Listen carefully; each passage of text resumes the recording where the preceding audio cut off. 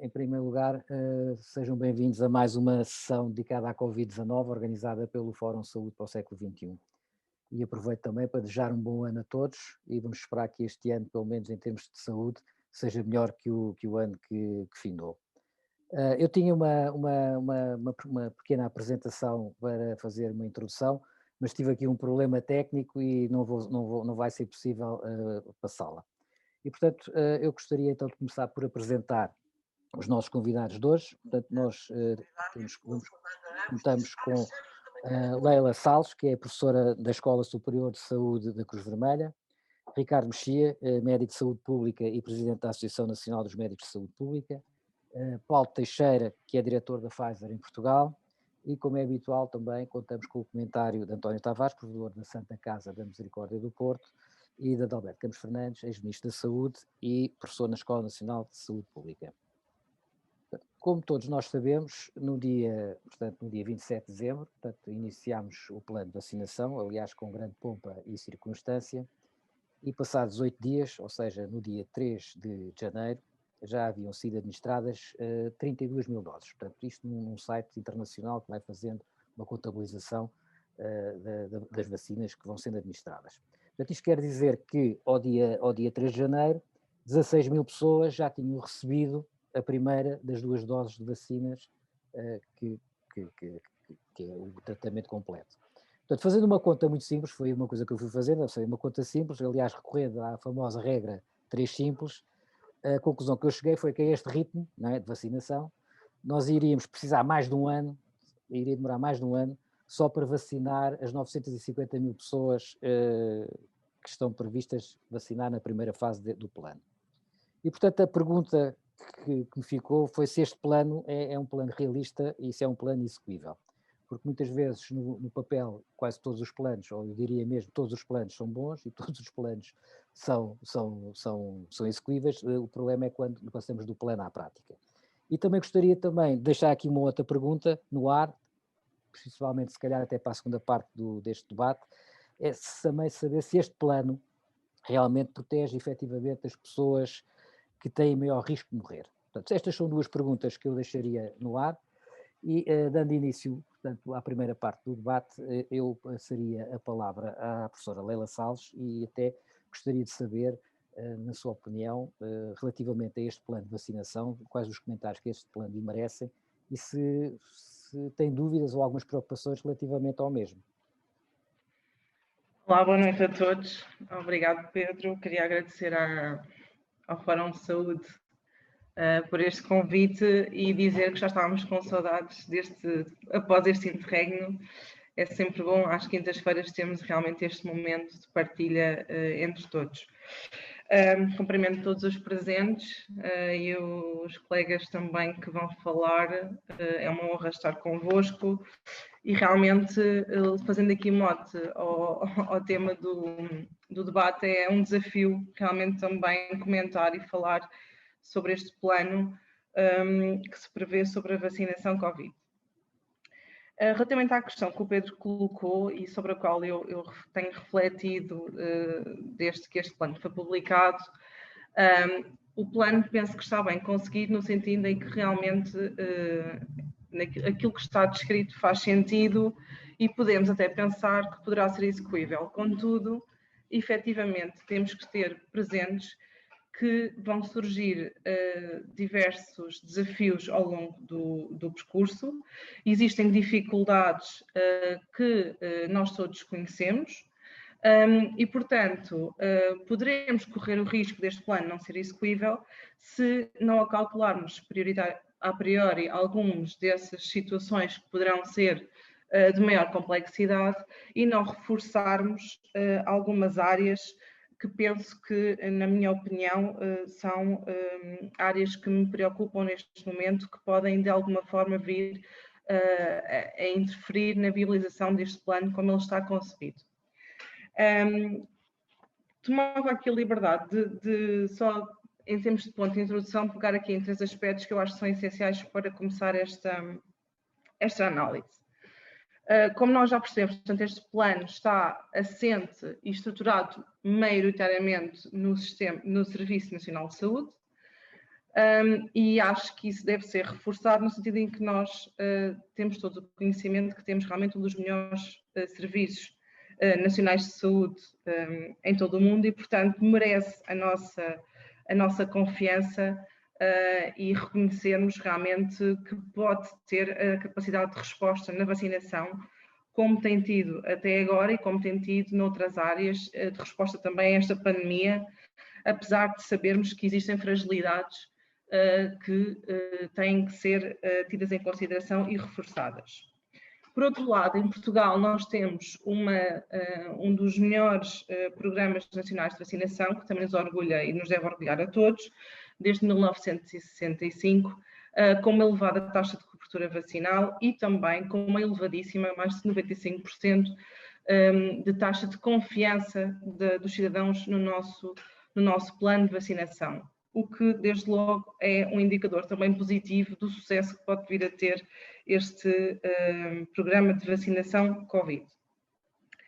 Por outro lado, temos profissionais de saúde internacionalmente reconhecidos em termos de excelência, de capacidade técnico-científica, onde, agora vou falar aqui do meu grupo profissional, do grupo profissional dos enfermeiros, que vão estar também e bem na linha da frente na vacinação, como têm estado desde sempre, desde o arranque do Programa Nacional de Vacinação. Temos profissionais e enfermeiros altamente qualificados, muito aliciados, como nós sabemos, até por outros países. Neste momento temos mais de 70 mil enfermeiros registados em Portugal, contudo temos 20 mil que estão imigrados, e que de alguma forma nós sabemos que nos fazem falta naquilo que poderá ser a nossa capacidade do SNS, e temos cerca de 37 mil que estão alocados ao Serviço Nacional de Saúde. Portanto, dizer que temos os meios, em termos de recursos humanos, provavelmente necessários e disponíveis, mas temos, obviamente, que acautelar que eles estão no local certo, onde efetivamente queremos desenvolver maioritariamente este plano. Eu penso que há aqui 3 pontos principais que podem influenciar, digamos, que o sucesso deste plano. Um deles tem a ver com a questão do planeamento e da organização, em termos de disponibilidade de vacinas, e nós recebemos efetivamente as vacinas que estão contratualizadas e pensadas para Portugal. Sabemos que neste momento tivemos realmente um arranque de primeira fase muito positivo, que na minha opinião correu muito bem, mas estamos a falar de poucas vacinas ainda e que neste momento ainda estão a chegar em pequenas tranches e, portanto, tem-nos dado a capacidade também de gerir isso, que esperemos que depois se mantenha, e aqui será um dos grandes desafios, é manter esta capacidade quando realmente começarmos a receber um maior número de volume de vacinas e termos esta capacidade de resposta e cobertura vacinal aos grupos prioritários que nós definimos. Em termos do SNS, penso que será importante pensarmos sobre a necessidade que existe de otimização da capacidade do SNS, com o alargamento dentro da rede do SNS em termos de horários, em termos de disponibilidade de locais, em termos de capacidade de não só contarmos, digamos, com os horários habituais de funcionamento, porque maioritariamente estamos a falar neste momento de cuidados de saúde primários, e alargar, por exemplo, aos 7 dias de semana, a 12 horas por dia, essa capacidade. Também pensar na necessidade, se vier a ser necessário, alargar aos cuidados hospitalares em locais que, não comprometendo a atividade programada, não funcionem, como, por exemplo, as consultas externas dos hospitais, por exemplo, ao fim de semana, ou hospitais de dia. Se necessário, quando pensamos numa segunda e numa terceira fase, em que temos que realmente abarcar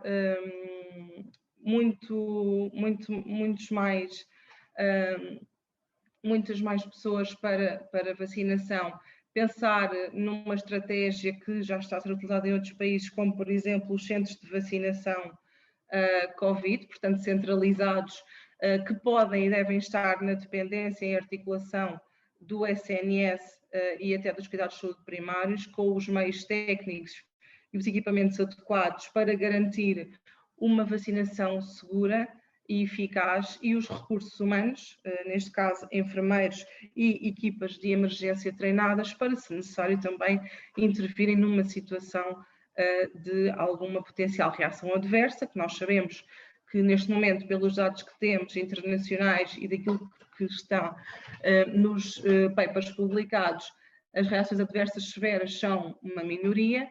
Contudo, nós sabemos que podem acontecer, acontece algumas vezes, e nós temos essa capacidade de resolução, mas temos que ter os meios adequados para o fazer e os recursos também.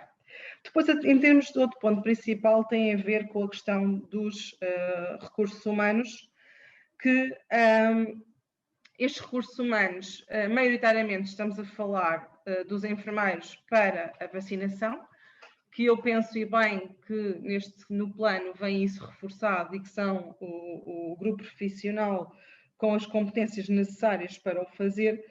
Estes profissionais, efetivamente, se queremos alargar esta capacidade de resposta e queremos garantir que esta capacidade de resposta, nós não nos podemos esquecer que em todos os setores estamos subcarregados, não só nos cuidados hospitalares, como também nos cuidados primários, os profissionais estão subcarregados, estão com a atividade, tentar manter a atividade normal, que nós sabemos que já está a ser bastante prejudicada e tem sido bastante prejudicada ao longo do ano passado, mas também a dar resposta a doentes Covid, no trace Covid, a fazer acompanhamento, os rastreios, as testagens, a acompanhar também as testagens e os surtos em outras unidades, como os lares, que as unidades de cuidados da comunidade dão resposta, e, portanto, temos de ter a noção que estes recursos humanos de enfermagem em concreto, mas também outros, têm que efetivamente ser reforçados, e não podemos pensar em reforçá-los de uma forma,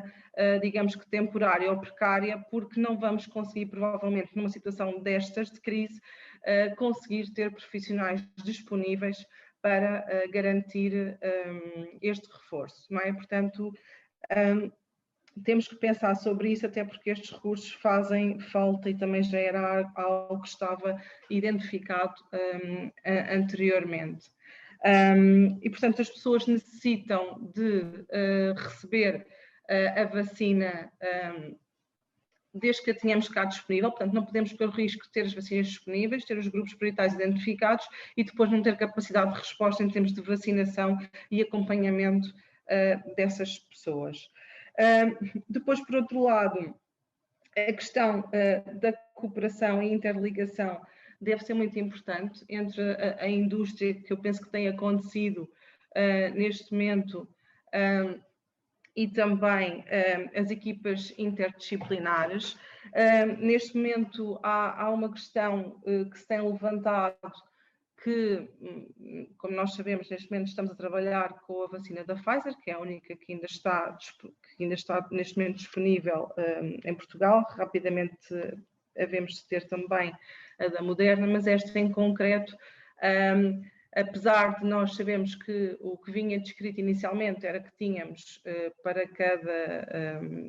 cada unidade de vacina, cada frasco daria para 5 doses, e efetivamente com uma correta preparação e um adequado planeamento, nós conseguimos efetivamente ter uma dose extra em cada frasco, e portanto temos também esta capacidade de temos conseguido vacinar até mais pessoas do que inicialmente se calhar estava previsto, porque e o regulador depois, na semana passada, autorizou efetivamente que quando fosse execuível poderia-se utilizar as 6 doses da vacina, o que foi um aspecto positivo, mas eu queria só frisar que, da minha experiência, e que tenho também falado e partilhado com outros colegas, é necessário haver realmente aqui um rigor e um planeamento também na preparação da vacina, que tem especificidades concretas, para se conseguir otimizar ao máximo e com desperdício zero esta questão de ter o maior número de vacinas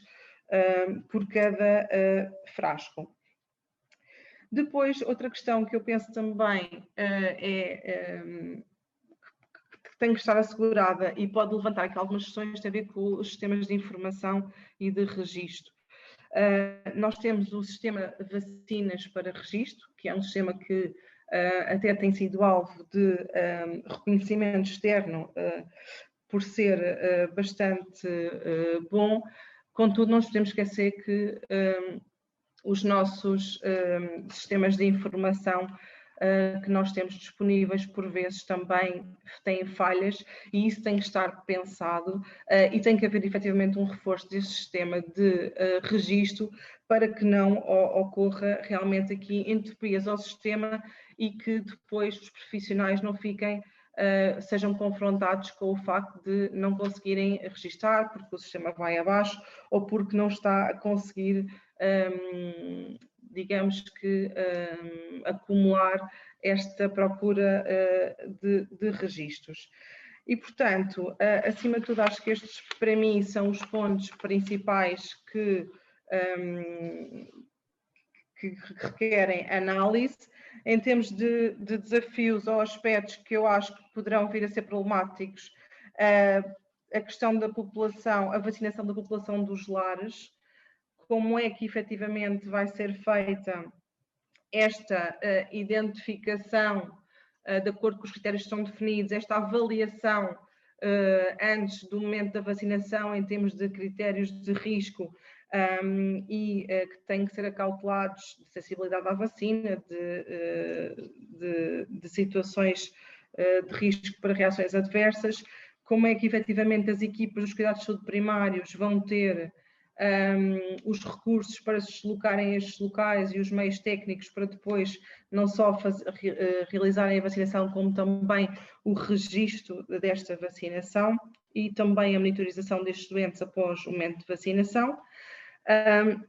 Como é que vai ser acautelada, se for necessária, que eu penso que terá que ser esta capacidade de alargamento de resposta do SNS e como é que vamos efetivamente conseguir aqui garantir e reforçar os recursos humanos, que eu penso que é um aspecto essencial que tem que ser tido em consideração. Eu não vou alongar mais, porque já excedi o meu tempo, vou dar a palavra aos outros colegas. E obrigado. Muito obrigado, professora Leila Salles. Dr. Ricardo Mexia, nós hoje assistimos, pelo menos eu vi na televisão, que o Governo anunciou hoje uma série de novas medidas mais restritivas, ou seja, novamente mais proibições. Mas também não vi, e pode ter acontecido que tenha referido, mas eu não vi anunciar nem apresentar nenhuma medida no sentido de reforçar as respostas à situação que nós estamos a viver, nomeadamente naquilo que se refere ao plano de vacinação. E a minha pergunta para si é quais são, neste momento, quais são as maiores dificuldades ou os maiores desafios que nós temos que enfrentar relativamente, portanto, a este plano de vacinação e à contenção deste surto que de repente parece que nos está a esmagar. Boa noite a todos, boa noite ao Dr. Pedro Serra Pinto, cumprimentar também naturalmente os meus colegas de painel, a professora Leila Salles, o Dr. Paulo Teixeira e também naturalmente os nossos comentadores, a professora Adalberto Campos Fernandes e o Dr. António Tavares, bem como todos os que estão a assistir. Eu partilho dessa não sei se indignação ou se curiosidade de perceber porque é que apenas o Conselho de Ministros se dedica a impor restrições, porque de facto tem nas suas competências bem mais do que apenas impor restrições do ponto de vista normativo e criar estados de emergência. E portanto também foi com alguma surpresa e até assegui em direto a todas as declarações, incluindo aquelas finais que agora não vou qualificar, mas, portanto, foi com alguma surpresa também que constatei isso. Não só em relação à vacina, porque seguramente que é algo que a todos nos preocupa, o ritmo de chegada das mesmas, mas também em relação ao resto, ao reforço da capacidade, ou seja, toda a gente tinha antecipado que após as festividades iria haver um agravamento. Que tipo de reforço dos meios é que foi acautelado? O que é que foi pensado precisamente nesse sentido? E, portanto, eu partilho dessa preocupação e acho que, de facto, espero que num horizonte breve. Outra coisa que me deixou com alguma perplexidade foi o argumento de que, enfim, dia 12 iriam ser implementadas as medidas ainda antes do dia 15, porque cada dia conta. Mas depois fiquei sem perceber porque é que os dias daqui até dia 12 não contam. E, portanto, tenho dificuldade às vezes em perceber o que é que norteia, de facto, a intervenção. Mas gostava de ter ouvido, de facto, outras questões. Eu trouxe só meia dúzia de slides, não vou obviamente ocupar muito tempo, mas eram algumas ideias que gostaria de partilhar e podia então, se me deixam, fazer a partilha de ecrã. Tenho que ver aqui onde é que isso é. Mas são Partilhar a tela. 3 ou 4 ideias que tenho aqui e que achei que podiam ser Doutor úteis. Ricardo Mexia, já tem permissão para partilhar? Já, então assim farei. Muito obrigado. Portanto, sem vos amassar, de facto, a vacinação por Covid-19 é uma enorme vitória da ciência, em tempo recorde. Seguramente traz para todos uma esperança no controle da pandemia, mas não é aquilo que todos gostaríamos que fosse uma bala de prata. Ou seja, não vai resolver por si só o problema, pelo menos não no horizonte temporal que todos gostaríamos. E, portanto, é fundamental não descurar as medidas de saúde pública que temos implementadas, o testar, seguir e rastrear, já subejamente conhecido, a adaptação das diversas atividades económicas e suspender, eventualmente, aquelas em que não conseguimos, efetivamente, mitigar o risco. Naturalmente, a Sra. Professora Leila Salles já fez menção disso, ou seja, o reforço de meios é fundamental, quer para a resposta habitual, mas também para as questões da vacinação. E seguramente esta questão do equilíbrio entre a oferta de saúde para Covid e para outras doenças não pode deixar de estar na agenda, quando bem sabemos que as outras doenças não desapareceram, sabemos que temos um excesso de mortalidade importante e que uma parte importante desse excesso de mortalidade não é atribuível de forma direta à Covid-19. E, portanto, é uma matéria que seguramente nos preocupa a todos e que carece da nossa intervenção. E, portanto, acho que estas outras medidas não podem ficar esquecidas e a sensação com que ficamos é que, de facto, desapareceram da comunicação. Ou seja, desde o dia 27 de dezembro, estamos em alegre programa de vacinação, mas tudo o resto parece que desapareceu. E, portanto, quando nós descuramos neste momento essas medidas, estamos a colocar em causa o nosso sucesso, porque sabemos que, e acho que é notório para todos, que até podermos reduzir as medidas, por via da cobertura vacinal que vamos conseguir implementar, até lá ainda vai passar muito tempo e, portanto, é muito importante que não baixemos a guarda neste sentido. Portanto, muito importante a comunicação entre os profissionais, entre as instituições. Aqui diria não só no âmbito de toda a estratégia, mas particularmente também em relação às vacinas. Assistimos agora, nestes últimos dias, a uma discussão que me pareceu absolutamente estéril, que era sobre quem era o primeiro, ou o segundo, ou o terceiro. Enfim, quem for vacinado nos primeiros 2 meses foram dos primeiros a ser vacinados. Não vale a pena perceber quem é que era o primeiro da fila, ou o segundo, ou o 10º. Acho que é uma questão de sumenos importância. Portanto, acho que era importante isso também ter sido claro, porque depois as pessoas não percebiam os critérios. Enfim, houve aqui uma série de ruído que de facto não... enfim, não contribuiu, de facto, para a melhor imagem, apesar de eu acho que o sucesso foi retumbante nesta primeira fase. Muito importante a questão do combate à desinformação. Este exemplo que tivemos da senhora que infelizmente faleceu, que era funcionário do IPO do Porto, de repente morreu 2 dias depois de ser vacinada. Quer dizer, antes de dar a notícia sobre isso mesmo, é importante perceber se havia relação, porque senão estamos só a dar armas aos anti-vaxxers que fizeram disso um banquete. E, portanto, acho que temos de ter muito cuidado também em relação a essa matéria, e Portugal, nesse sentido, até tem alguma imunidade de grupo, na medida em que temos uma enorme confiança vacinal, a maior da Europa e seguramente das maiores do mundo, e, portanto, nesse sentido, estamos, entre aspas, vacinados contra os anti-vaxxers, mas, apesar de tudo, temos que continuar a construir essa confiança.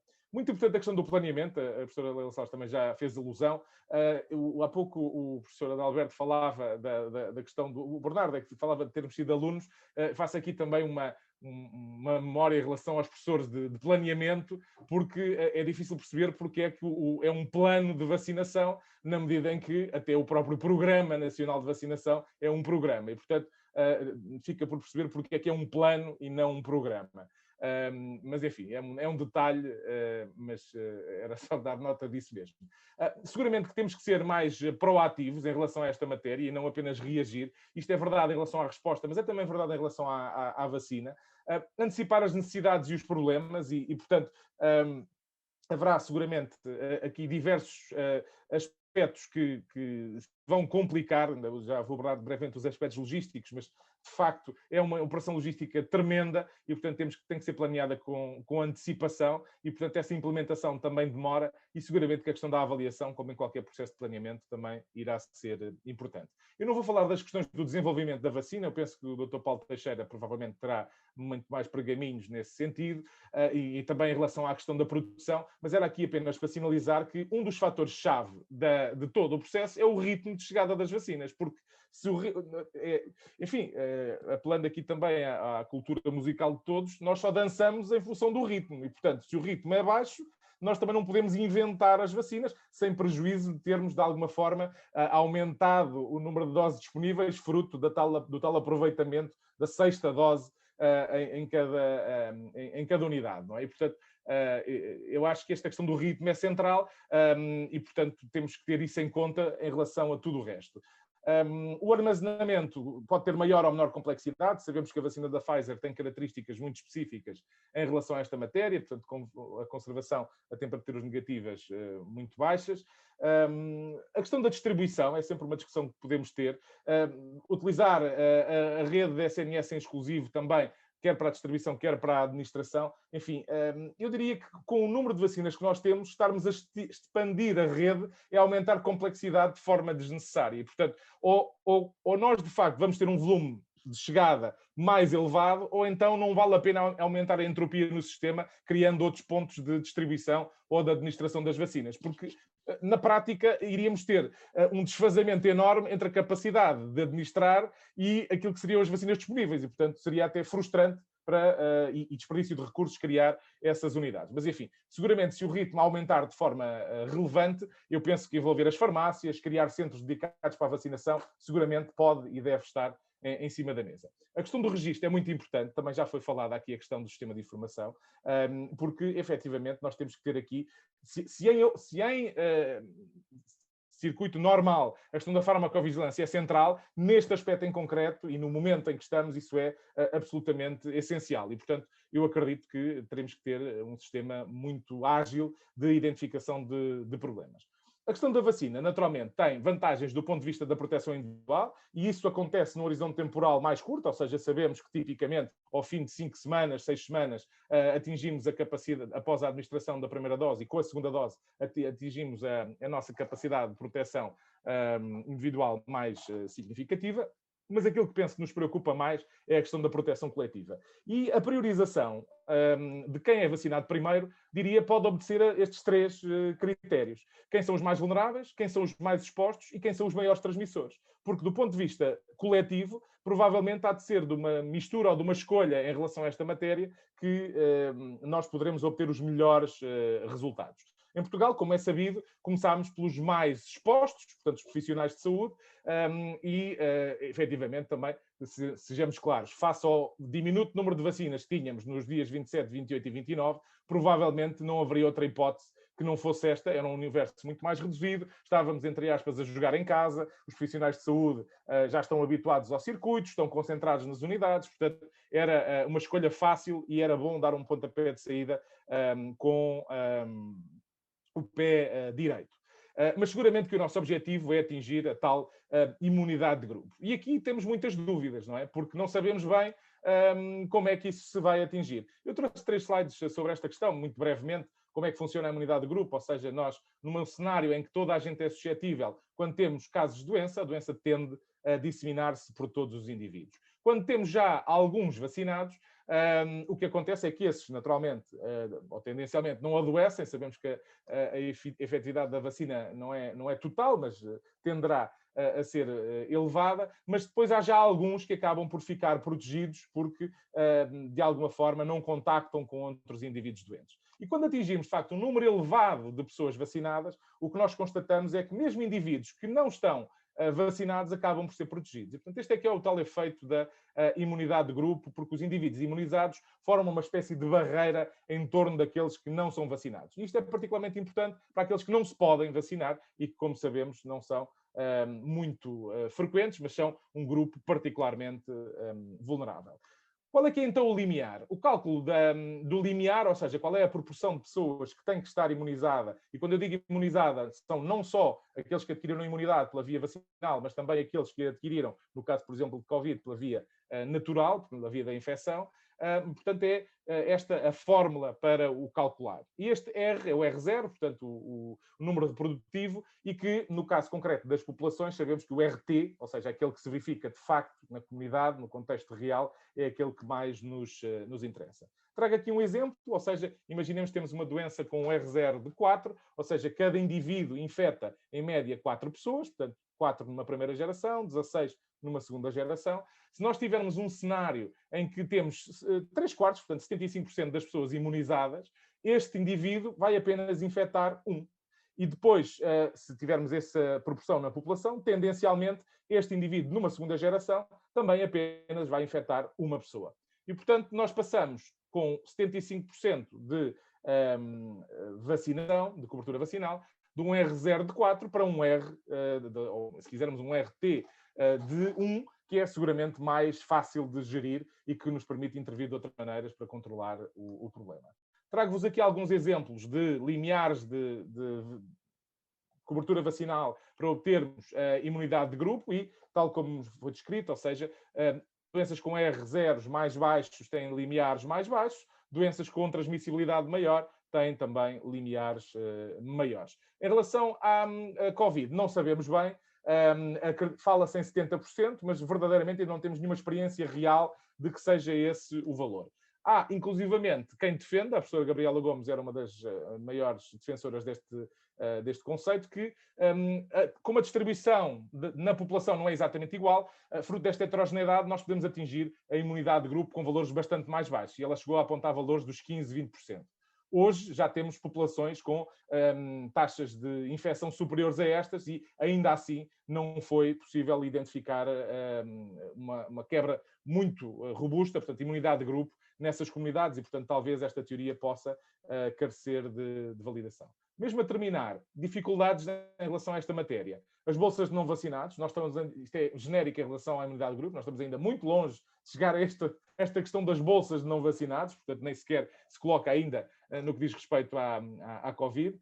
Temos a questão da durabilidade, ou seja, quão duradoura vai ser a imunidade conferida pela vacina e pela infecção natural, e portanto ainda não sabemos exatamente, já temos alguns casos de reinfecção espalhados pelo mundo, felizmente muitos casos, mas à medida que a situação for evoluindo vamos ter mais dados sobre isso. A questão das diferentes vacinas, ou seja, cada uma delas tem as suas características, tem traz suas vantagens e suas desvantagens e, portanto, também há aqui dificuldades depois. Houve a discussão agora do mix and match, que os ingleses baralharam completamente, enfim. Ou seja, a questão de dar uma primeira dose de uma vacina e depois, eventualmente, a segunda ser de outra vacina.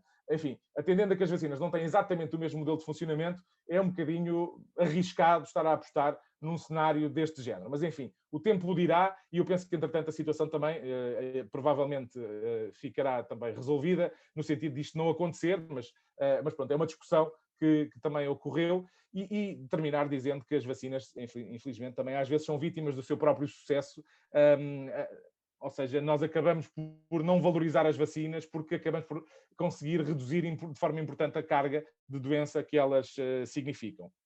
No caso da Covid, eu gostava muito que elas fossem rapidamente vítimas do seu sucesso, mas penso que ainda vai demorar algum tempo até isso acontecer. E termino por agora, então. Muito obrigado. Ficarei naturalmente disponível para o debate e para a troca de impressões. Obrigado, Dr. Ricardo Mexia. Eu passaria agora a palavra ao Dr. Paulo Teixeira e até colocando a seguinte questão. Portanto, já aqui foi referido que a indústria farmacêutica, e nomeadamente, no caso particular, a Pfizer, portanto, foram capazes de responder, portanto, e descobrir uma vacina com uma prontidão e uma rapidez que nunca antes tinha sido vista. Portanto, isto é algo muito positivo. Eu gostaria de saber, na sua opinião, Dr. Paulo Teixeira, quais foram os maiores desafios que enfrentaram e quais terão sido os fatores que mais terão contribuído também para que esta resposta tenha sido tão célere? Muito boa noite a todos. Eu gostaria de começar por agradecer o convite e dizer-vos que é um prazer estar aqui no meio de, enfim, tantas caras amigas e conhecidas, e aproveito também para desejar a todos um excelente 2021 e que seja este bem melhor, e digamos, acho que temos indicadores, ou pelo menos a perspectiva de que de facto este ano possa ser um pouco bem melhor do que aquele que foi anterior, e aproveito também para cumprimentar os meus, enfim, companheiros aqui de painel e também todos os participantes. Se me permitem, eu gostaria de fazer só aqui, rapidamente, aqui só um preâmbulo relacionado com a sua questão, e procurando aqui dar a perspectiva de como é que a indústria farmacêutica e sobretudo a Pfizer, e perdoem-me, eu se calhar irei cingir muito mais, digamos, à experiência que tenho na Pfizer, porque é essa que eu conheço melhor, ainda que existam aqui seguramente algumas questões que nós poderíamos aqui quase generalizar para a maioria das empresas farmacêuticas. Mas acho que desde o início, acho que ficou muito claro para todos na indústria que efetivamente desde a primeira hora houve aqui a responsabilidade de procurar responder de uma forma mais rápida possível a esta situação e procurar encontrar aqui algumas soluções, fosse através de terapêuticas, fosse através, obviamente, de prevenção, e neste caso de vacinas, para procurar responder a esta pandemia. E agora, cingindo-me essencialmente aqui à Pfizer, a nossa preocupação centrou-se essencialmente a dois níveis.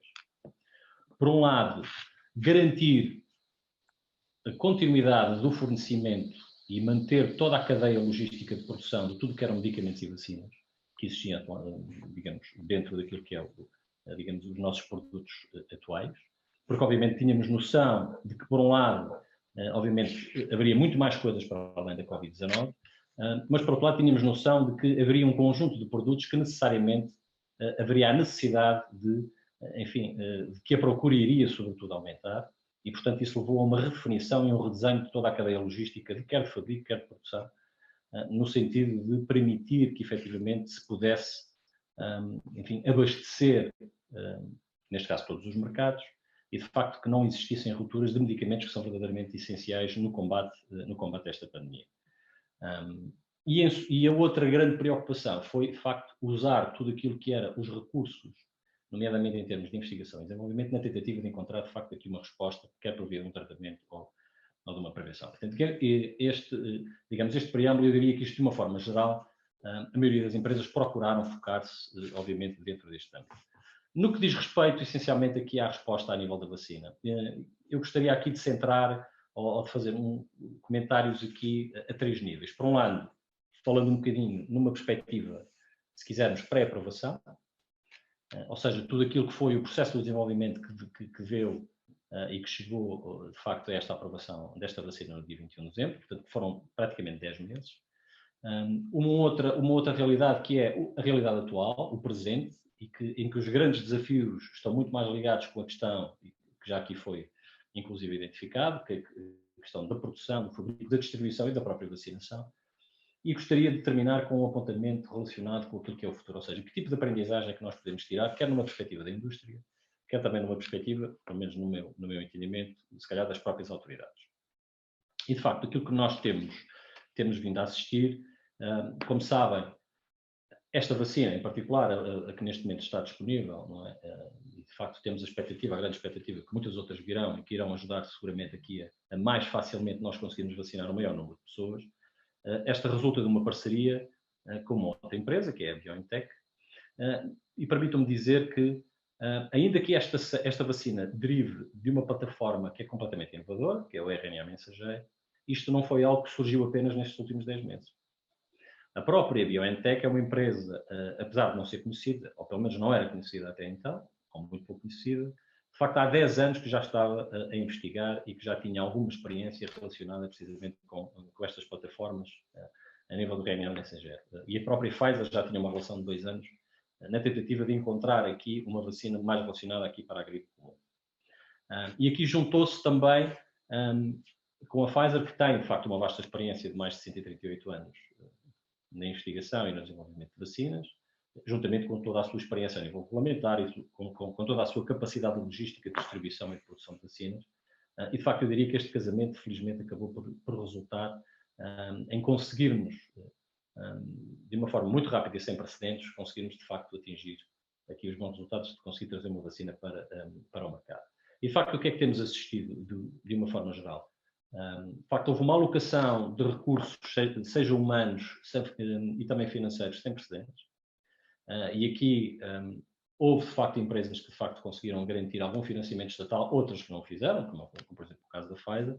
Mas aquilo que acho que, de uma forma geral, acabou por pautar o comportamento da maioria da indústria, sobretudo das empresas que têm alocado, de facto, recursos no combate a esta pandemia, é que olharam para isto não numa perspectiva do retorno do investimento, mas numa perspectiva de tentar encontrar uma resposta o mais rapidamente possível, de uma forma eficaz, de uma forma segura, de forma a conseguir, de facto, contribuir para a resolução desta pandemia. Não é? Nós costumamos dizer que, no caso da Pfizer, isto foi feito à velocidade da ciência e sem aqui ultrapassar qualquer tipo de etapas.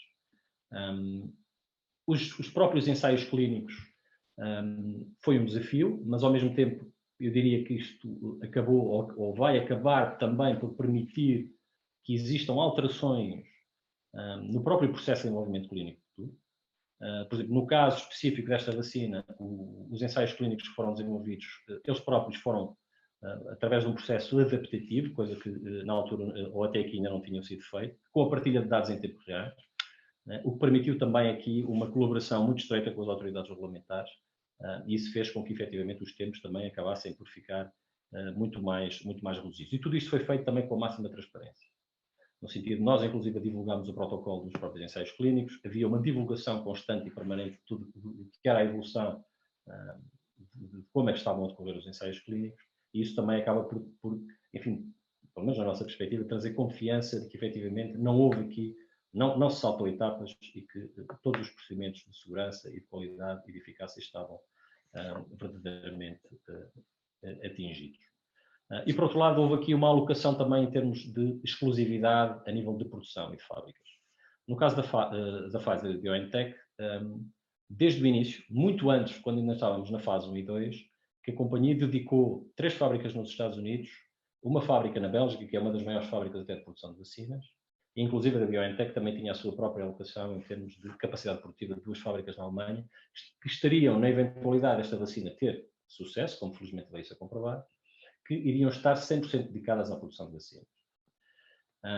Agora, isto não deixou de existir, ou não deixou que não surgissem, de facto, desafios. E um dos grandes desafios que nós fomos confrontados, sobretudo durante o ano 2020, foi efetivamente com a falta de conseguir adquirir matérias-primas necessárias à produção das vacinas. Ou, sobretudo, e que levou a que, inclusive, não se tivessem cumprido com as estimativas ou com as previsões que inicialmente estavam previstas, em termos de produção de vacinas ainda durante o ano de 2020. Felizmente, tudo aponta para que esses problemas tenham sido ultrapassados e, de facto, não existe, ou seja, neste momento, aquilo que está previsto é que não só se vá confirmar a capacidade em termos de produção prevista para o ano 2021, como existe neste momento um reforço por parte, neste caso, destas companhias, na tentativa de otimizar ainda mais estas fábricas que estão, no fundo, 100% dedicadas à produção desta vacina, para conseguirem até dar uma resposta de conseguir aumentar a produção e conseguir disponibilizar ainda mais doses desta vacina. Portanto, isto leva-nos para, digamos, quando falamos agora no ponto atual, a partir do momento que esta vacina é aprovada, eu gostaria também de reforçar aqui o papel de colaboração que sempre existiram neste caso, quer com as autoridades regulamentares, quer mesmo com as autoridades de saúde. E no caso das autoridades regulamentares é importante reforçar que, obviamente, conseguiu-se fazer com que todos os materiais que são necessários em termos de suporte à vacinação tivessem também disponibilizados a tempo da iniciação deste processo de vacinação a 27 de dezembro. E, de facto, que isso exigiu um grande esforço, não só por parte, neste caso, do Infarmed, mas também por parte, obviamente, dos departamentos médicos, neste caso, das companhias. E, de facto, existem, neste momento, todas as pessoas que estão a ser vacinadas têm um cartão de vacinação, onde, no fundo, para além de toda a informação relacionada com quando é que devem ter a segunda dose, digamos, todos os contactos e também toda a informação relacionada com a vacina. Existem brochuras que são disponibilizadas a todos os centros de vacinação para que eles saibam exatamente como é que deve ser feito todo o manuseio desta vacina, como é que ela deve ser utilizada, que isso é importante e nós temos noção, obviamente, de todas as especificidades relacionadas com a cadeia de frio. Existe neste momento um website global também com toda a informação relacionada com esta vacina, em que realmente todos os profissionais de saúde podem aceder e esclarecer todas as dúvidas que tenham relacionadas com isto, para além, obviamente, também de uma linha de apoio que neste momento existe e que foi criada com vista ao esclarecimento de dúvidas. Isto são aspectos que são fundamentais e que ajudam, de alguma forma, também a minimizar as dificuldades que normalmente estão subjacentes a todo um processo, neste caso de vacinação de massa, e pelo qual nós nunca passamos.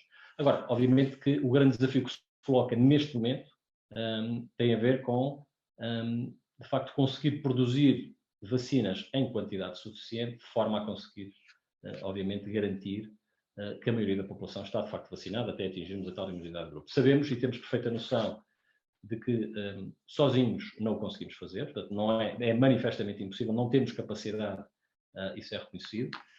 Se neste momento houvesse se fôssemos a única vacina que estivesse disponível ou que viesse a estar disponível, obviamente não iríamos conseguir vacinar muito mais do que, muito provavelmente, cerca de 750 milhões de pessoas.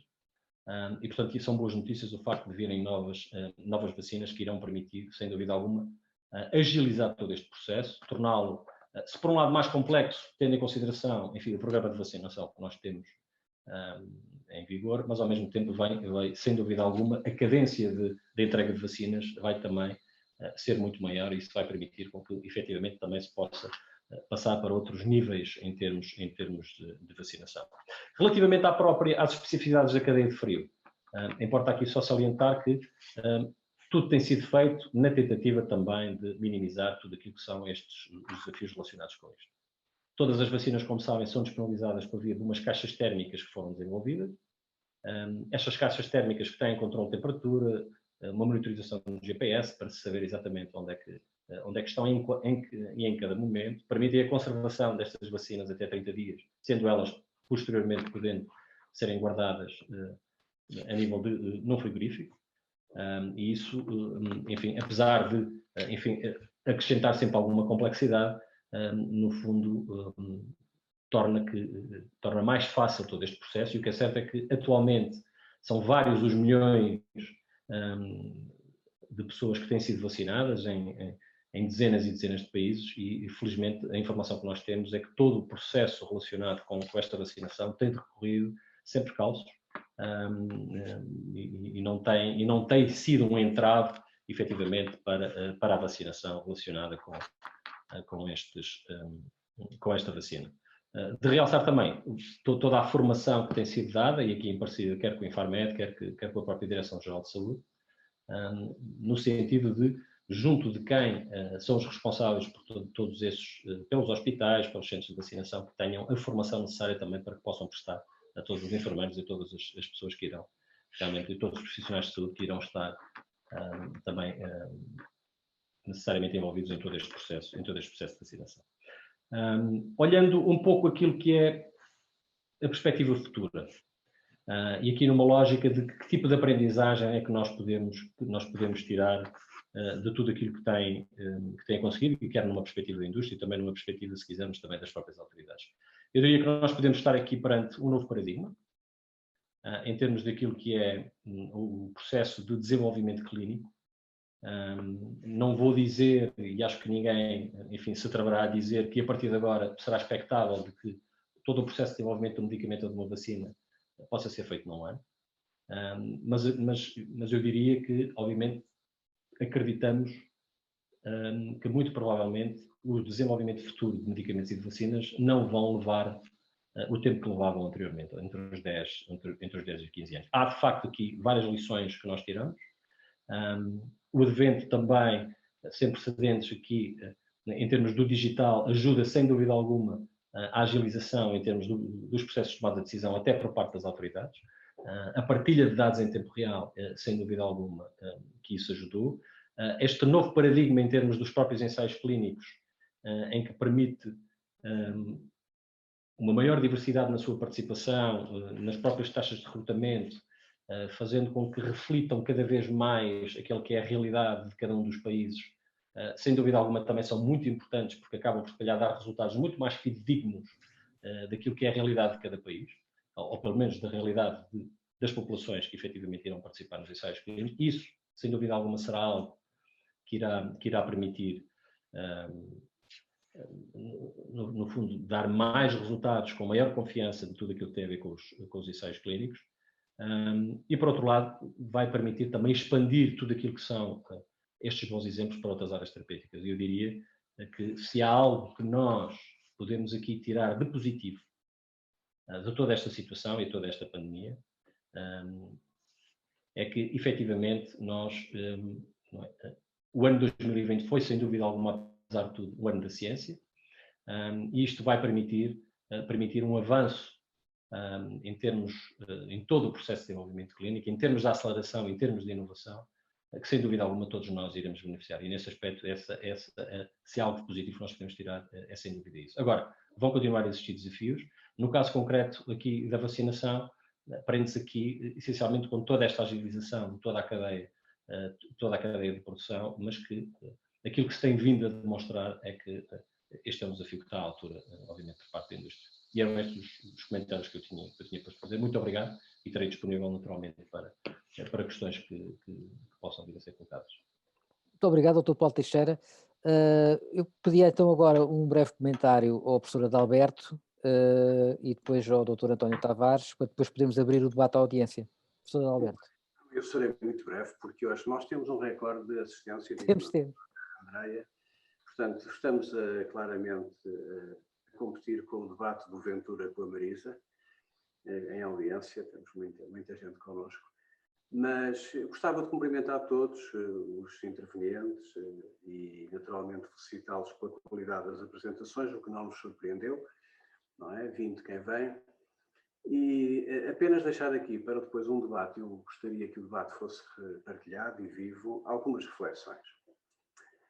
Nós, quando vivemos em crise, seja esta crise, seja uma crise, digamos, sanitária, uma crise económica, uma crise financeira, uma guerra, naturalmente que há uma tendência natural das sociedades se autoconterem e serem mais defensivas, até no debate das questões, para procurar não dividir e unir, e isso, enfim, eu acho que é razoável e sensato, mas na fase em que estamos deste processo, passado um ano, eu acho que é bom conversar abertamente sobre as coisas e, em algumas matérias, até ser um pouco, se quiserem, iconoclástico. Eu começaria por referir aqui um aspecto que a senhora professora Leila Salles, aliás, eu peço desculpa de ter corrigido, porque tinha dito que haviam 37 mil enfermeiros, mas ao dia de hoje, com as autorizações Covid, nós já ultrapassámos os 46 mil enfermeiros no SNS. Agora, nós não podemos, e continuamos a ter falta de enfermeiros, é verdade, mas nós não podemos, digamos, ligar o plano de vacinação, que é uma intervenção, digamos, conjuntural, a uma resposta única, que é contratar cada vez mais profissionais para uma questão que é conjuntural, correndo o risco de perder tempo, não utilizando recursos que estão instalados na própria sociedade, apenas por uma ideia que é muito contrariada por outra coisa que eu vou dizer à frente, em comentar a intervenção do Dr. Paulo Teixeira, que é que nós temos às vezes na sociedade visões demasiado fechadas, olhamos muito para os territórios onde nos movemos. Que diabo, nós estamos no século XXI. E eu sou o primeiro a dizer, até por razão, enfim, daquilo que Vossas Excelências conhecem, que nós temos um dos melhores programas de vacinação do mundo. Aliás, o Dr. Ricardo Mexia disse isso, e toda a gente diz, e é verdade, quer dizer, é quase uma banalidade. Não apenas em resultados, mas também na composição do próprio programa. Aliás, foi no meu tempo que foi aumentado e alargado o perímetro das vacinas que se passaram a administrar. E nós temos vindo a progredir e, de facto, nós temos motivos para ter orgulho de um excelente programa de vacinação. Temos também, em condições ideais de temperatura e de umidade, no funcionamento do Serviço Nacional de Saúde, enfermeiros, sobretudo enfermeiros de altíssima qualidade, que dedicaram a sua vida à vacinação e que são, de facto, pessoas com uma proficiência e com uma dedicação absolutamente inatacável. Aliás, eu até tenho na família pessoas que trabalham nessa área e que há muitos anos fazem esse tipo de trabalho e de exercício. Agora, dizia eu que em condições ideais de temperatura e umidade, o sistema público administra anualmente, ou administrava 1,2 milhões de vacinas por ano para a gripe. E no tempo em que as farmácias não eram diabolizadas, não é? As farmácias faziam mais 300 mil, 400 mil. Isto ainda no tempo em que as farmácias eram consideradas parceiras do sistema de saúde. Depois temos, anualmente, nascem cerca de 82 mil crianças. Temos toda a rotina da vacinação, desde o nascimento até à primeira infância, ao pré-escolar, à adolescência, etc. Portanto, o nosso sistema de saúde, o nosso Serviço Nacional de Saúde, em condições ideais de temperatura e umidade, faz 1,2 milhões de vacinas nos centros de saúde. Fazia-se no tempo em que as farmácias, de facto, não estavam excluídas do sistema, mais 400 mil nas farmácias. E depois temos a vacinação de rotina programada. A questão que eu coloco, não pondo em causa naturalmente a bondade do plano, é a pergunta que muitos de nós temos colocado. No dia em que as farmacêuticas disponibilizarem maciçamente vacinas, porque o Dr. Paulo Teixeira já disse que não dá conta do recado sozinho e precisa de ajuda, com os recursos que nós temos e os meios, sem fechar totalmente outra atividade que já está neste momento muito comprometida, como é que nós vamos pôr os enfermeiros a percorrer todas as ERPs, todos os cuidados continuados, os domicílios, sem comprometer ainda mais a atividade assistencial, digamos, basal. Portanto, esta primeira nota para dizer que eu continuo a achar que o país, sendo pobre, deve alargar os braços, deve repartir, digamos, o esforço pelos meios que tem instalados e não deve estar constantemente a excluir meios, apenas fixado na ideia de que nós temos de ter um exército, enfim, enorme de recursos que depois, em alguma medida, até podem ser ineficientes. O segundo aspecto muito positivo é um cumprimento na pessoa do Dr. Paulo Teixeira a todas as companhias farmacêuticas mundiais, porque ele disse aqui uma coisa que é muito relevante, que se abriu um novo paradigma na relação, do ponto de vista da regulação e da aprovação de medicamentos, da própria maneira como as agências regulamentares americana e europeia passaram a olhar para o processo administrativo regulatório, os governos, a Comissão Europeia. Eu ainda hoje estive em trabalho académico, com um aluno do Imperial College de manhã, a fazer um juridoutoramento, e falei com os meus colegas ingleses, e estávamos justamente a falar sobre isso que o Dr. Paulo Teixeira dizia. Abriu-se um tempo novo, que é os governos, de uma forma geral, perceberam que vale a pena ter uma relação aberta, exigente e rigorosa com a indústria, naturalmente, mas muito mais flexível, porque isso traduz-se em ganhos, em anos de vida ganhos para a comunidade, para as pessoas. E, portanto, como eu tenho também referido, e aliás um comentador televisivo também referiu, não fazendo menção à origem da expressão, e portanto já lhe cobrei isso, criou-se aqui a maior PPP universal dos últimos 30 anos, que é, discretamente, as farmacêuticas, sem grande alarido, fizeram o seu trabalho, mas se não tivéssemos farmacêuticas, não tínhamos vacinas. Portanto, sejamos realistas, que o dogma mata. E o dogma mata em muitas áreas. E, por exemplo, eu entendo que nós temos de ser muito exigentes com o Dr. Paulo Teixeira, temos naturalmente ter um escrutínio enorme com aquilo que ele faz, mas temos que estar muito agradecidos ao Dr. Paulo Teixeira, à Pfizer, à Moderna, à AstraZeneca e a todas as companhias que mobilizaram os seus recursos que os Estados não tinham para salvar a humanidade. A terceiro ponto, e antes de terminar, é dizer aquilo que o Dr. Ricardo Mexia anda, com o devido respeito, eu tenho muita estima por ele, somos, digamos, colegas de ramo, anda a pregar o deserto há meses. E eu creio que ele prega, mas um pouco às vezes, com aquela sensação do padre António Vieira, está a pregar aos peixes. É que ele já explicou várias vezes, só lhe falta mesmo fazer um desenho, que A imunidade de grupo, essa coisa fantástica que nós todos almejamos, é chegará lá mais para o verão.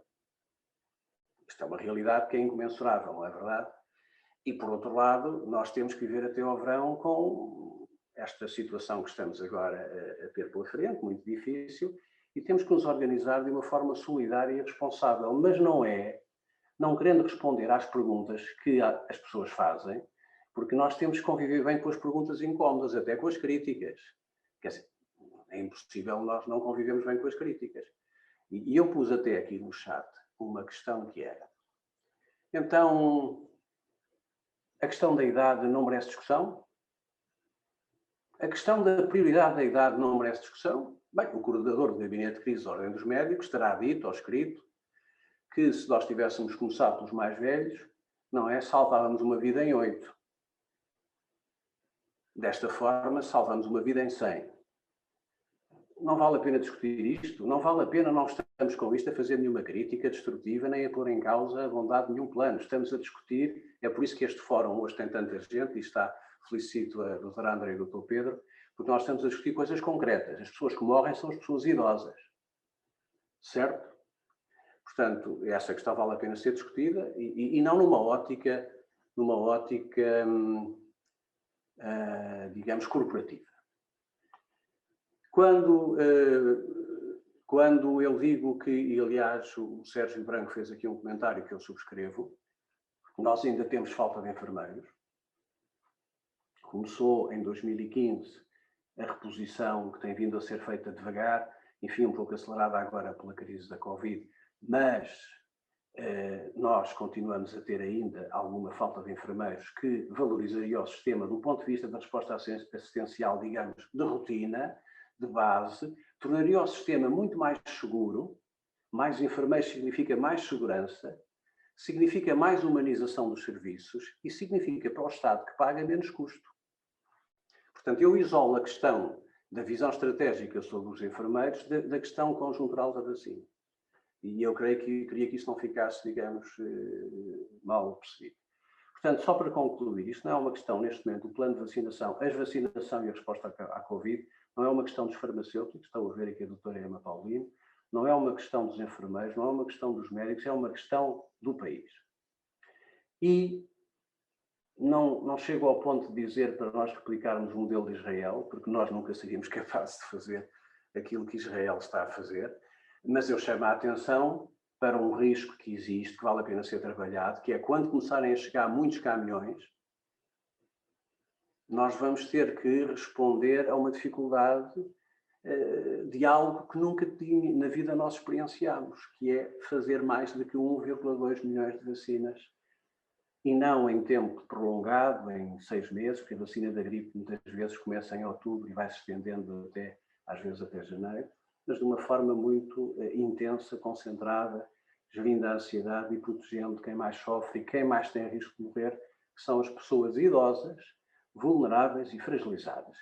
Termino, e não falarei mais porque já exagerei, last but not least.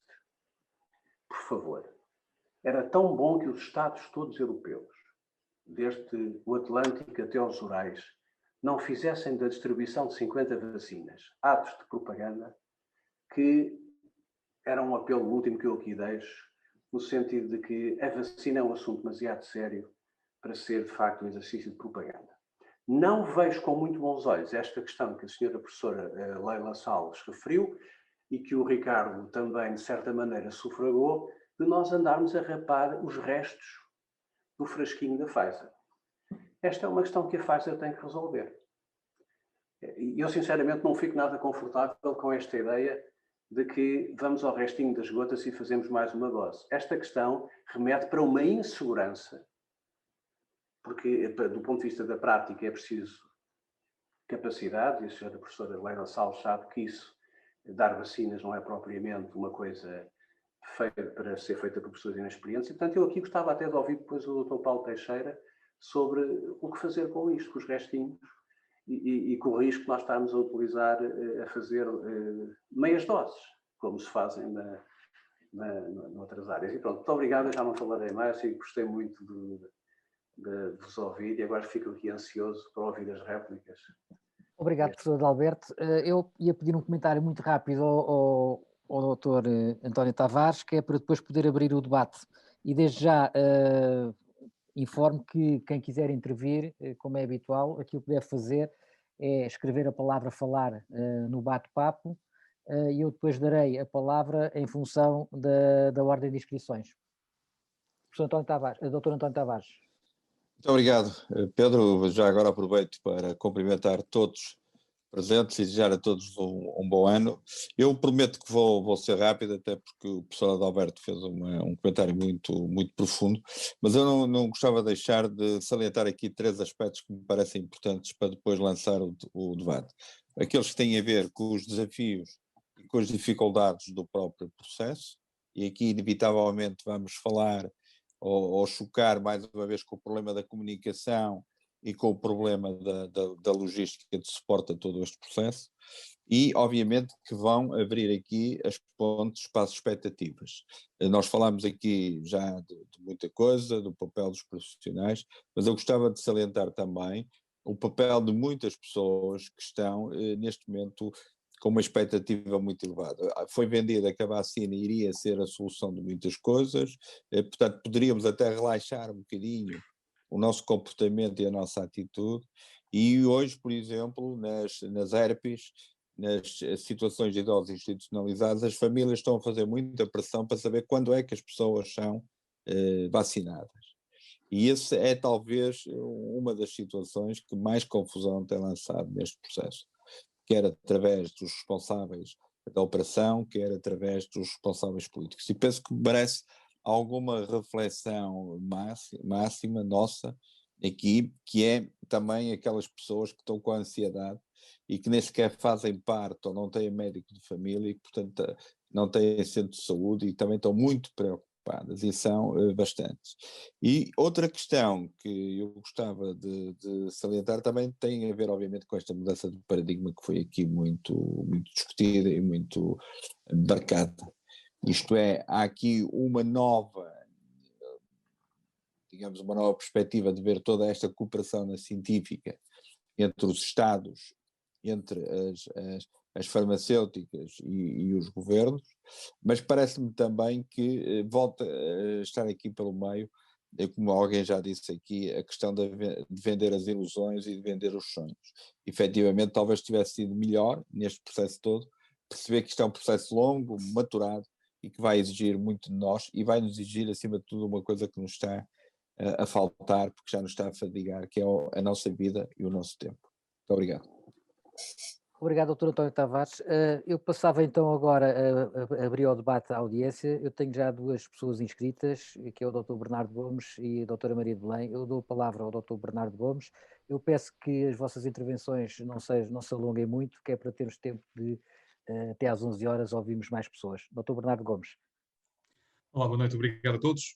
Sendo absolutamente sintético, o que eu queria falar e acrescentar é um componente, aliás, 2 componentes diferentes. Um que já foi parcialmente falado, mas acho que é importante falar disto, que é a questão de que ao longo do ano de 2020, aquilo que me pareceu ser, digamos, o ponto mais fraco, digamos, da gestão pandémica tem sido a comunicação. E a questão da comunicação nesta temática da vacinação é particularmente importante. É muito importante esta questão da gestão das expectativas e, sobretudo, nós, creio eu que estamos nesta altura com uma fusão entre uma terceira e uma quarta onda hipotéticas, que é a questão do aumento dos juntamentos do Natal e do Ano Novo, mas também com alguma dificuldade em gerir as expectativas perante a presença da vacina. Portanto, aqui há alguma coisa que tem que ser trabalhada. Eu prezo ouvir também as palavras do professor Alberto relativamente às críticas do plano. Eu sou franco, da última vez que participei no fórum disso, eu francamente já não estava muito preocupado com a alocação das vacinas e etc, porque eu queria que as vacinas chegassem em quantidade suficiente, continua a ser o nosso fator limitante mais importante nesta altura, vale a pena chamar essa atenção.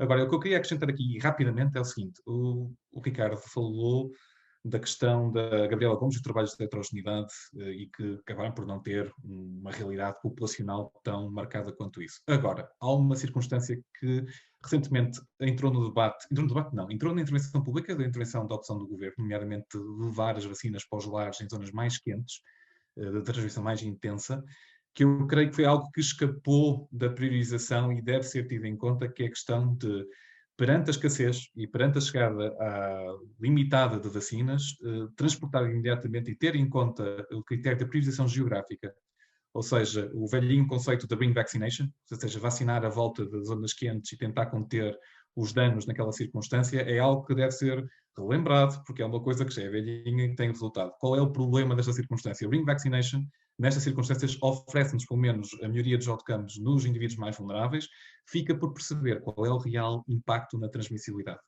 que é essa questão que nós ainda não temos a plena noção em algumas dessas vacinas, qual vai ser o impacto no bloqueio de transmissão. E com isto termino. Muito obrigado. Muito obrigado, Dr. Bernardo Gomes. Doutora Maria de Belém, tem a palavra.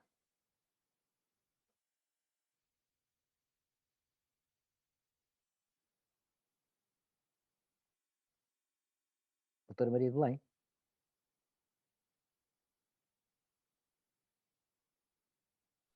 Está em mute, doutora Maria de Belém. Eu não a vejo aqui. Não, ela está em mute, tem que ativar o som. Mas já está. Já estamos a ouvi-la, Olá. Olá, boa noite, bom ano para todos, obrigada pelas intervenções. Eu vou ser muito rápida para não enervar o nosso competente moderador, mas para dizer o seguinte, há aqui alguns aspectos que não foram pensados e que têm que ver com o seguinte. Pela primeira vez temos uma vacina que não está disponível para a aquisição direta das pessoas, para a compra direta pelas pessoas e que, portanto, está a ser apenas distribuída pelo Estado. E isso significa que o Estado tem que fixar as regras, não que quer e não como entende, mas regras que sejam discutidas de uma maneira muito participada. Percebe-se bem que este assunto tem melindre suficiente para merecer, obviamente, e para assentar em critérios científicos muito sustentados e para permitir as opções e as decisões políticas que lidem com todos os aspectos com que a política tem que lidar. E a mim parece-me que tem falhado uma coisa e tem falhado a outra, na medida em que os critérios técnicos, ou melhor, os critérios que foram fixados estão longe de ter sustentação do ponto de vista científico e a maneira como tudo foi feito e apresentado permitiu que se criasse uma grande ansiedade na população e uma enorme dificuldade em perceber para muita gente quando é que chegará a minha vez. Tudo isto misturado com o facto de ter havido ainda, hoje já temos 2 vacinas aprovadas, mas quando começou a ser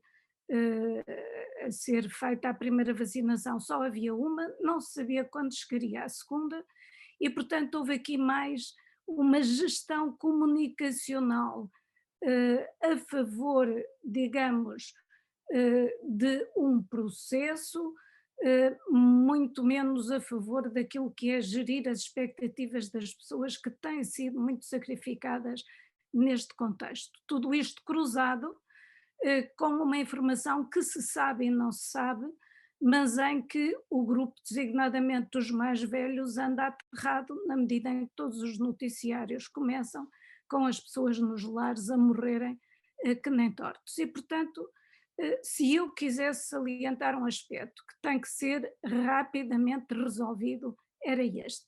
Critérios explicitados e sustentados cientificamente. E não me passa pela cabeça que os mais velhos, que correspondem a 2/3 das mortes a partir dos 80 anos e a partir dos 70, a maior parte desse terço das restantes mortes, que eles sejam espalhados em várias fases, consoante as comorbilidades, que obviamente num país que tem 1 milhão de pessoas sem médico de família e que vai gerir este processo maioritariamente através de estruturas públicas, não se sabe como é que vai fazer isso. A professora Adalberto já referiu que uma coisa é vacinar ao longo de alguns meses contra a gripe, outra coisa é vacinar ao longo do ano as pessoas no âmbito, sobretudo as crianças, e cada vez nascem menos crianças no âmbito do Plano Nacional de Vacinação. Uma coisa completamente diferente é tentarmos atingir, porque precisamos disso como pão para a boca por razões económicas e sociais, a tal imunidade do grupo que nos permitirá respirar novamente, não só enquanto pessoas, mas também enquanto país. E, portanto, eu queria chamar muito a atenção para este aspecto, que é um aspecto fundamental. Isto não é para ser feito como se quiser e por quem detém o poder, entre aspas, e um poder de nomeação, que nem sequer é um poder de eleição democrática, na medida em que são coisas demasiado sérias, demasiado importantes, com implicações demasiado profundas no nosso viver coletivo, para não serem absolutamente transparentes, explicitadas e sustentadas de uma maneira que não é assim porque é assim, porque o é sim, porque é assim, não é uma forma de fazer coisas e de gerir processos desta complexidade e desta responsabilidade. De resto, temos que estar todos juntos, porque isto tem que correr muito bem, e quando começamos a separar, as pessoas discutem muito mais e preocupam-se muito mais com a energia para separar do que com a energia para juntar. Portanto, é o outro aspecto que eu considero que é absolutamente vital.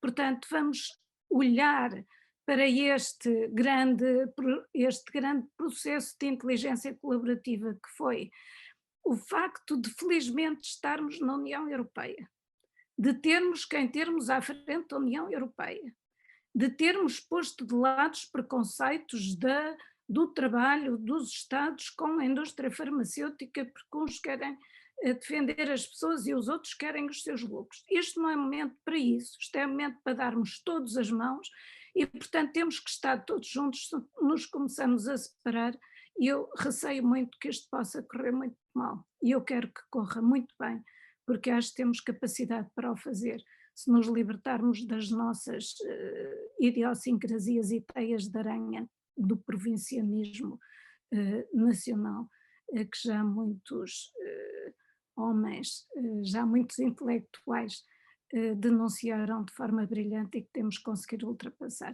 Muito obrigada. Obrigado, doutora Maria de Belém. Eu passo então a palavra agora ao enfermeiro Sérgio Branco. Enfermeiro Sérgio Branco. Olá, muito boa noite a todos mais uma vez e deixem-me dizer-vos que é com muito agrado que vos ouço e ouço sempre estas argumentações que de certa forma nos enriquecem a todos e nos fundamentam também em termos de discussão e por isso muito obrigado a todos.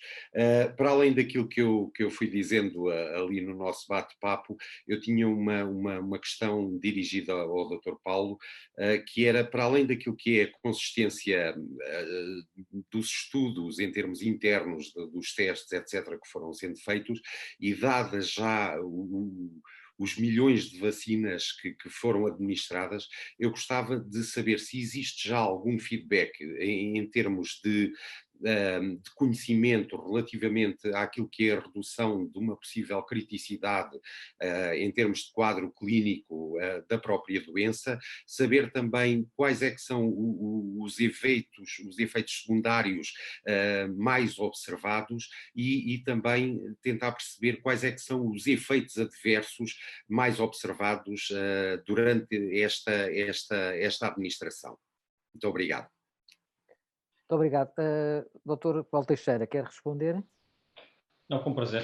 E, portanto, dentro, obviamente, das minhas limitações, porque enfim, eu não sou um profissional de saúde, eu não sou do departamento médico e obviamente, e às vezes nem sequer me quero aventurar às vezes, em comentar algo para não estar a dizer asneiras. É assim, de facto, já existe uma vasta experiência, como há pouco referi, de facto, milhões de pessoas que são vacinadas. Relativamente aos efeitos secundários, a informação que nós dispomos é que a maioria dos efeitos secundários estão perfeitamente alinhados com aqueles efeitos secundários que foram, no fundo, observados durante toda a fase de ensaios clínicos, portanto, efeitos relacionados com dor no local da injeção, pequenos estados febris, cansaço, obviamente também, e essencialmente são sempre efeitos relativamente transitórios. Não tem havido relatos, tirando aqueles pequenos casos que houve relacionados com situações de reações alérgicas, portanto isso aí mas isso naturalmente, qualquer tipo de vacina ou qualquer medicamento, aliás, as pessoas são suscetíveis de poderem ter esse tipo de reações, mas até agora não foram identificados de facto sinais alarmantes ou outros, ou digamos, efeitos secundários adicionais para além daqueles que foram efetivamente identificados durante os ensaios clínicos, e acho que isso são boas notícias. Relativamente à sua pergunta em termos de efetividade, é assim, aquilo que existe, e também é importante, e agradeço-lhe a pergunta, porque acho que é importante também clarificar, sobretudo para as pessoas que eventualmente não estejam conscientes deste facto. Portanto, os ensaios clínicos não terminaram. Obviamente, a vacina neste momento, esta vacina em concreto, obteve nos Estados Unidos uma utilização de emergência, aqui por parte dentro da União Europeia tem, obviamente, aqui uma aprovação condicional. Existe o compromisso de continuar, de facto, a desenvolver todos os ensaios clínicos. Aliás, todos os participantes, os 44 mil participantes, vão continuar a ser vigiados durante 2 anos, sobretudo para avaliar, sobretudo, questões relacionadas com segurança. Naturalmente, os estudos relacionados com a eficácia propriamente dita, esses foram concluídos durante a fase 3. Agora é importante, nós temos dados relacionados com aquilo que é a efetividade da vacina em termos de doença, do tratamento da doença e da eficácia, que foi apresentada na ordem dos 95%. Não temos ainda dados, por exemplo, relacionados com questões como a transmissibilidade. Não é? Apesar de existirem algumas informações pré-clínicas, nomeadamente em primatas, da clearance nasal, etc., que apontem ou que possam apontar para que, de facto, a vacina também possa ser de facto eficaz na prevenção, neste caso, mas em bom rigor não temos ainda esses dados. É natural que durante os próximos meses venhamos provavelmente a ter essa. Temos algo.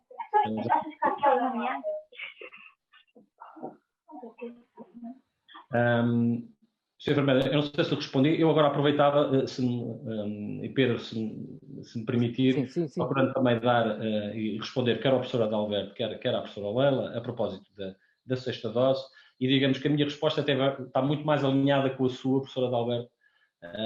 É assim, os dados que atualmente dispomos, efetivamente, e aliás, aquilo que foi aprovado pela Agência Europeia do Medicamento foi, digamos, cada frasco tem capacidade para dar as 5 doses. Sabemos que, por exemplo, em alguns, quer nos Estados Unidos, quer, por exemplo, a Agência Regulamentar Suíça, logo desde o início, aprovou esta vacina com 6 doses. Aquilo que nós sabemos é que, efetivamente, isto tem a ver um pouco com o tipo de seringa que se usa para, de facto, extrair e para, de facto, fazer a utilização desta vacina. E se a seringa, se não for usada uma seringa específica, que é chamada Low Dead Volume Syringe, e desculpem estar aqui a utilizar aqui um termo em inglês, mas eu sinceramente não conheço bem qual é que é a expressão em português para este tipo de seringa. Obviamente pode haver o risco de não estar a dar-se a dosagem correta e obviamente aí, naturalmente a nossa posição, para já, obviamente já saiu, tenho noção, e a própria professora Leila disponibilizou agora a informação de que o próprio Infarmed já tomou posição, deu essa informação de que a Pfizer já tinha solicitado, e a BioNTech, aliás a própria BioNTech, ela que é o titular da autorização do mercado desta vacina, que solicitou essa alteração junto da Agência Europeia do Medicamento, mas neste momento, de facto, está em avaliação e aquilo que nós podemos dizer é que o que é recomendado é aquilo que está descrito, neste caso no RCM do produto, é que deve ser utilizado as 5 doses. E tudo o que seja produto remanescente deve ser destruído, portanto, não deve ser utilizado. Portanto, é essa a recomendação que nós fazemos. Naturalmente, acreditamos que dentro em breve as coisas possam ser alteradas e que essa recomendação possa vir, mas mais uma vez digo que tenha que ser utilizado precisamente com digamos, um calibre de uma seringa muito específica. Obrigado, Dr. Paulo Teixeira. Diga. Alberto, não, era só espero que tenha, enfim, esclarecido essas questões e que nós... Muito rápido, uma réplica muito rápida, Dr. Paulo Teixeira. Muito obrigado pela sua explicação. Eu sou muito conservador, faço parte do grupo dos conservadores em relação a estes princípios e acho que em situação de crise, em que a fronteira entre a confiança e a desconfiança na população é tão grande que aparecer a política a dizer que vai-nos passar a segunda dose lá para o Natal, que é para vacinarmos agora mais gente, vamos aproveitar aqui os restos, os remanescentes. É perigoso, isso é perigoso. É muito perigoso do ponto de vista da percepção pública e é uma má prática do ponto de vista, digamos, da exigência que se impõe aos reguladores e aos fabricantes. Exatamente. Obrigado, professor Adalberto. Nós estamos em cima da hora, mas eu não resisto a fazer uma última pergunta, a deixar aqui uma última pergunta. Eu vou deixar esta pergunta para o nosso painel. Quem quiser respondê-la, foi uma pergunta que tem surgido e que me têm feito, que é a seguinte: como é que nós vamos vacinar aquelas pessoas que estão institucionalizadas, mas que se encontram em lares clandestinos? Portanto, como é que nós vamos proteger estas pessoas? E por outro lado também, como aqui há pouco também apareceu no bate-papo, que o Dr. João Marrana também colocou aqui uma questão de aquelas pessoas que não estão referenciadas através do SNS, portanto não têm médico de família, como é que essas pessoas vão poder ser vacinadas? Eu pedia a algum dos elementos do nosso painel, ou até mesmo ao professor Adalberto, que me pudesse, se puder, esclarecer sobre este assunto.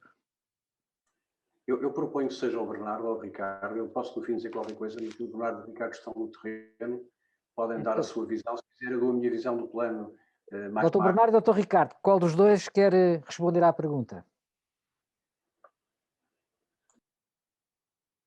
Força, Bernardo, eu já falei. Mas a questão da identificação das populações vulneráveis, a pergunta era relativamente à dificuldade de atingir populações vulneráveis que não estivessem ligadas ao sistema? É isso Exatamente, ou seja, nós sabemos que existem uma série de idosos, não é? Que, aliás, que provavelmente são os mais pobres, são aqueles que se encontram em instituições, muitas vezes, que nem sequer são legais, e como é que nós vamos proteger estas pessoas? E, por outro lado, aquelas outras pessoas que não estão institucionalizadas, mas que também não estão referenciadas pelo Serviço Nacional de Saúde, porque são seguidas no privado, mas que são de risco. É uma questão muito, muito, muito relevante. Eu posso dar uma experiência de Santa Maria da Feira Aroca, que eu, mais uma vez, sou um felizardo, porque nós temos todo o apoio de estrutura em todos os níveis, e autárquico e por aí fora. A questão que se coloca é que, por exemplo, relativamente aos lares, aquilo que é institucionalizado, e eu ainda, por propósito, acabei de receber um e-mail para tratar disso, que tem a ver com a priorização da administração, no que toca a que lares e como fazer e etc. Agora, há algo que me incomoda, que é a questão dos critérios de priorização, e foi discutido isto agora, que é, ao não ser tão claro, e temos aqui todo um conjunto de comorbilidades que acabam por empurrar as pessoas para a frente da fila, pessoas que não estão ligadas ao sistema podem ser rapidamente prejudicadas em comparação com outras. E, portanto, um critério mais simples relativamente à idade acaba por facilitar um pouco essa circunstância. Agora, temo que se não houver uma angariação dessas populações, um conhecimento íntimo a nível autárquico e a nível local daquilo que são essas necessidades, vão haver zonas em que, por exemplo, há uma carência muito grande de MGFs, ou mesmo de segmento em geral, ou populações vulneráveis um pouco afastadas, aliás, sem acesso ou ainda afastadas desse conhecimento, que serão prejudicadas. E aí poderá vir a bela questão das bolsas de transmissão. Aquilo que me parece que será feito a nível local, pelo menos toda a minha experiência, é nós certificarmos junto às instituições locais que esse levantamento está feito, a priori, esse diagnóstico social está feito, para nós também podermos incluir essas circunstâncias na priorização. É a resposta que eu posso dar, porque o levantamento total, a nível nacional, nunca vai conseguir chegar de uma forma eficiente a pessoas até mesmo que em termos de contacto não são tão fáceis.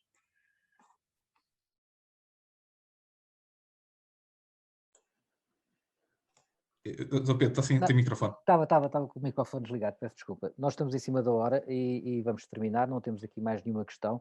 Eu irei pedir então ao Dr. António Tavares que fizesse hoje... dizer isso, se faz favor, dizer uma coisa, é que isto não pode ser.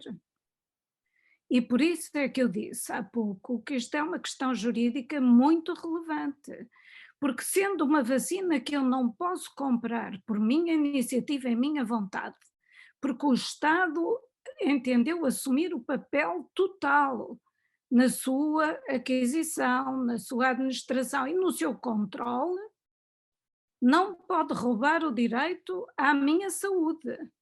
Há aqui vários problemas constitucionais envolvidos. E sobretudo, está a comprar estas vacinas com dinheiro público. Portanto, isto deve redundar em benefício de toda a população que esteja e que deva ser abrangida pela vacinação. E por isso é que há questões que não estão resolvidas, que são questões fulcrais, designadamente esta última que se disse, nós não sabemos, talvez as instituições locais, etc., onde é que para a proteção dos dados sensíveis? Onde é que para? Vai parar às mãos das assistentes sociais, das câmaras, da IPSS local? Ou pelo contrário, eu vou-me deixar de ter preconceitos e vou usar as estruturas locais de saúde que não sejam públicas, mas que estão no terreno, redes que já tenho instituídas e que estão obrigadas ao segredo profissional, conhecem essas pessoas? Vou usar os mecanismos, por exemplo, do controle do receituário para perceber quais são as pessoas que têm determinadas doenças, mas faço isso através de estruturas de pessoal de saúde certificado para o efeito. Como é que eu vou tratar disso? Mas tenho que tratar. Ai, tenho que tratar, tenho. Senão, e agora porque ia falar do Dr. António Tavares, vou usar um termo do Porto, cai o Carmo e a Trindade. Muito obrigado, doutora Maria de Belém, até por ter levantado estas questões que muitas vezes nestas discussões que são muito clínicas e que nos levam muitas vezes a esquecer toda esta parte jurídica e esta parte legal que realmente é bastante importante e que muitas vezes tem que ver com a justiça, tem que ver com a justiça. Exatamente. Não é legal e constitucional. Exatamente. Tem que ver com princípios fundamentais. Claro, concordo. Justiça e equidade. Concordo em absoluto. E muito obrigado por ter trazido este assunto aqui ao debate. E por último, então, para encerrarmos, eu peço ao Dr. António Tavares que o faça hoje, que seja ele a encerrar esta reunião. Eu, por mim, agradeço a todos os oradores que estiveram hoje o facto de terem aceitado participar neste debate e também a todos os que participaram, que foram muitos. Bem-ajam e muito obrigado. Dr. António Tavares.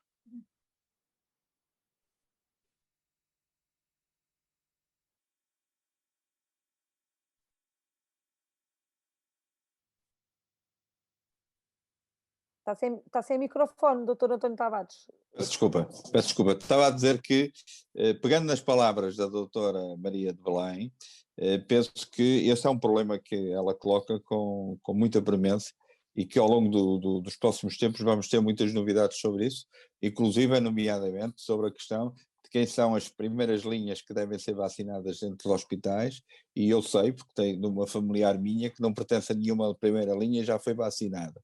E, portanto, há aqui claramente este problema, é um problema que se coloca, como a questão da cobertura das pessoas que não têm cobertura no Serviço Nacional de Saúde, e, portanto, esta linha, há aqui alguma, digamos, duas velocidades claramente neste processo, e acho que isto, neste debate, ficou muito claro, a questão dos desafios e das dificuldades, mas também da gestão da expectativa e da questão da comunicação. O que se anda a dizer, e que se anda de certa maneira a dizer, foi que começou a vacinação e que todos estávamos a ser vacinados, independentemente de ser em Mação ou ter sido num hospital de primeira linha em Lisboa. Ao mesmo tempo, enquanto estávamos aqui neste debate, vivemos a cair sucessivamente, estão a transferir doentes de Lisboa para a Covilhã, dali para acolá, dá a sensação que o sistema está completamente em alguma paranoia coletiva.